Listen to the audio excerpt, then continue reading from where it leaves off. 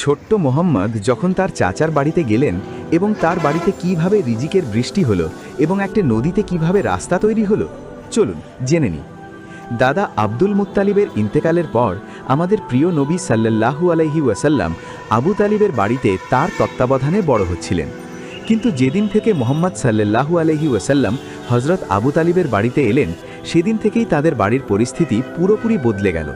তাদের বাড়ির চারপাশে বাতাসে এক অদ্ভুত সুগন্ধ অনুভব হতো।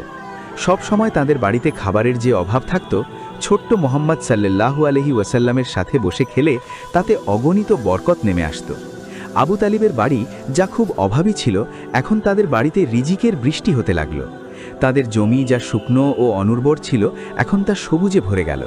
প্রায়শই এমন হতো যে দুধের মশক অর্ধেক ভরা থাকত, কিন্তু যখন ছোট্ট মোহাম্মদ তা থেকে শুধুমাত্র এক চুমুক খেতেন, তখন দুধের পাত্রটি পুরোপুরি ভরে যেত।